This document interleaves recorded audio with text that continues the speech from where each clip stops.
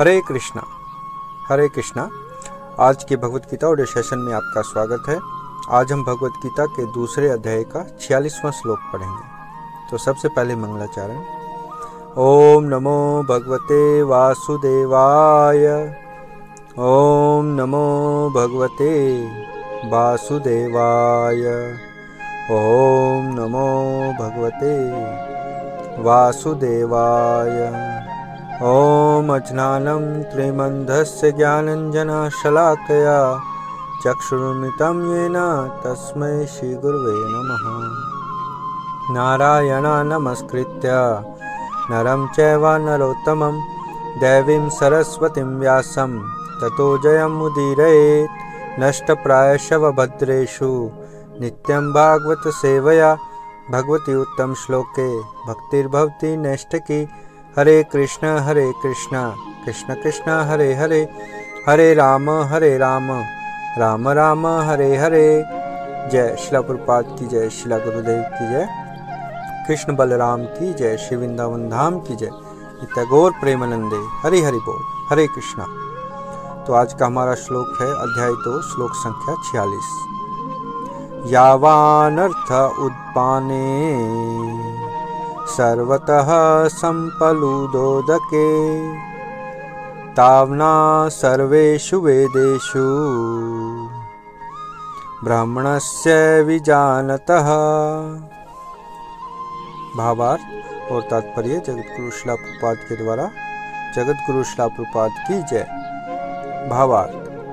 एक छोटे से कूप का सारा कार्य एक विशाल जलाशय से तुरंत पूरा हो जाता है। इसी प्रकार वेदों के आंतरिक तात्पर्य जानने वाले को उनके सारे प्रयोजन सिद्ध हो जाते हैं। तो यहाँ भगवान इस श्लोक में बता रहे हैं कि जो व्यक्ति वेदों का प्रयोजन समझ जाता है वो उनके तात्पर्य जो वेदों के अंदर जो जितने भी कर्मकांड और दूसरे भाग हैं उन सब का तात्पर्य वो समझ जाता है कि वो वेद असल में किस लिए लिखे गए हैं। तो तात्पर्य पढ़ते हैं। तात्पर्य। वेदों के कर्मकांड विभाग में वर्णित अनुष्ठानों एवं यज्ञों का ध्येय आत्म साक्षात्कार के क्रमिक विकास को प्रोत्साहित करना है और आत्म साक्षात्कार का ध्येय भगवत गीता के 15वें अध्याय जिसमें 15वें अध्याय के 15वें श्लोक में इस प्रकार स्पष्ट किया गया है। वेद अध्ययन का ध्येय जगत के आदि कारण भगवान कृष्ण को जानना है। अतः आत्म साक्षात्कार का अर्थ है कृष्ण को तथा उसके साथ अपने शाश्वत संबंध को समझना। कृष्ण के साथ जीवों के संबंध का भी उल्लेख भगवत गीता के 15वें अध्याय में 7वें श्लोक में हुआ है। जीवात्माएं भगवान के अंश रूप हैं। अतः प्रत्येक जीव द्वारा कृष्ण भावनामृत को जागृत करना वैदिक ज्ञान की सर्वोच्च पूर्णावस्था है। श्रीमद् भागवतम में 3 स्कंद के 33वें अध्याय के 7वें श्लोक में इसकी पुष्टि इस प्रकार हुई है। अहो बात स्वपाचो अतो गरीयान यज्जी हवाग्रे वर्तते नाम तुभ्यम ते पुस्तपस्ते जुहुवः सन्नुरार्या ब्रह्माणुचूर्णाम गृह्णन्ति ये ते। अर्थात, हे प्रभो, आपके पवित्र नाम का जाप करने वाला भले ही चांडाल जैसे निम्न परिवार में क्यों न उत्पन्न हुआ हो, किंतु वह आत्म साक्षात्कार के सर्वोच्च पद पर स्थित होता है। ऐसा व्यक्ति अवश्य ही वैदिक अनुष्ठानों के अनुसार सारी तपस्याएं संपन्न किए होता है और अनेकानेक बार तीर्थ स्थानों में स्नान करके वेदों का अध्ययन किए होता है। ऐसा व्यक्ति आर्य कुल में सर्वश्रेष्ठ माना जाता है। अतः मनुष्य को इतना बुद्धिमान तो होना ही चाहिए कि केवल अनुष्ठानों के प्रति आसक्त न रहकर वेदों के उद्देश्य को समझें और अधिकाधिक इंद्रिय तृप्ति के लिए ही स्वर्गलोक जाने की कामना न करें। इस युग में सामान्य व्यक्ति के लिए न तो वैदिक अनुष्ठानों के समस्त विधि विधानों का पालन करना संभव है और न सारे वेदांत तथा उपनिषदों का सर्वांग अध्ययन कर पाना सहज है। वेदों के उद्देश्य को संपन्न करने के लिए प्रचुर समय, शक्ति, ज्ञान तथा साधन की आवश्यकता होती है। इस युग में ऐसा कर पाना संभव नहीं है, किंतु वैदिक संस्कृति का परम लक्ष्य भगवान नाम कीर्तन द्वारा प्राप्त हो जाता है, जिसकी संस्तुति पतित आत्माओं के उद्धारक भगवान चैतन्य द्वारा हुई है। जब चैतन्य से महान वैदिक पंडित प्रकाशानंद सरस्वती ने पूछा कि आप वेदांत दर्शन का अध्ययन न करके एक भावुक की भांति पवित्र नाम का कीर्तन क्यों करते हैं, तो उन्होंने उत्तर दिया कि मेरे गुरु ने मुझे बड़ा मूर्ख समझकर भगवान कृष्ण के नाम का कीर्तन करने की आज्ञा दी है।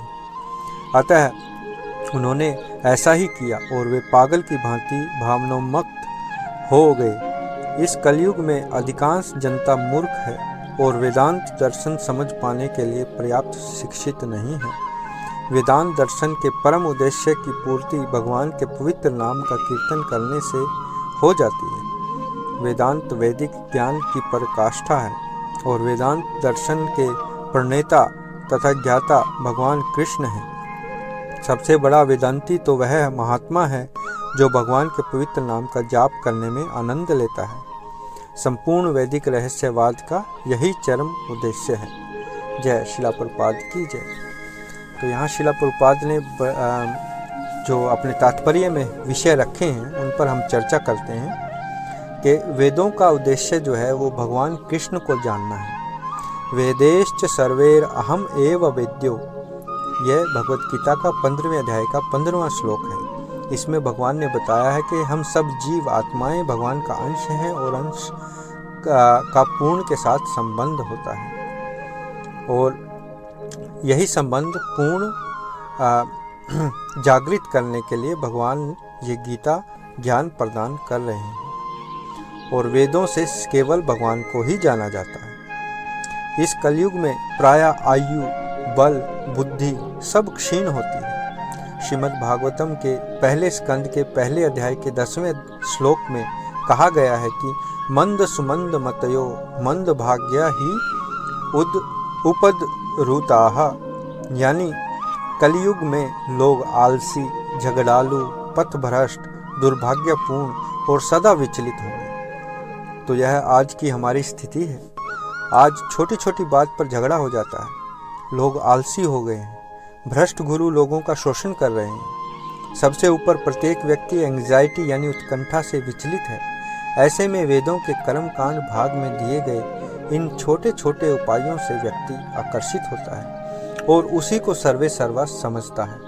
आज हमारी आयु इतनी लंबी नहीं है कि हम सभी वेदों का अध्ययन करें और न ही इतनी बुद्धि और स्मरण शक्ति है। इसलिए कलयुग में भगवान के नाम का कीर्तन करने से हमें वही फल प्राप्त होता है जो सभी वेद पढ़ने से, क्योंकि वेदों से हम भगवान को ही जानते हैं। श्रील प्रभुपाद ने अहेतु की कृपा से शास्त्रों का अनुवाद सरल भाषा में किया है और भगवत गीता सभी वेदों का निचोड़ है।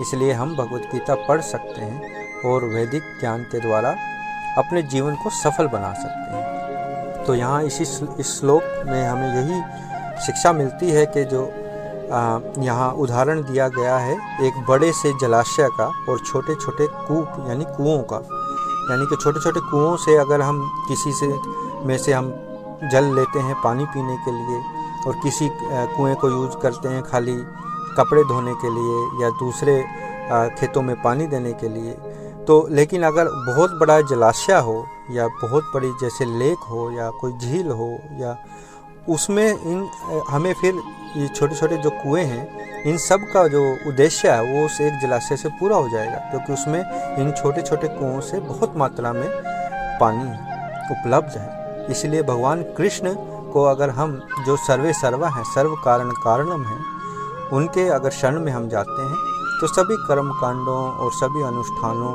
का हमें फल प्राप्त हो जाता है। तो आज के लिए इतना ही। अपने प्रश्न और टिप्पणियाँ मेरे व्हाट्सएप पर और यूट्यूब के कमेंट बॉक्स में ज़रूर दें और भगवद गीता ऑडियो सेशंस को ज़रूर सुनें। हरे कृष्णा। धन्यवाद।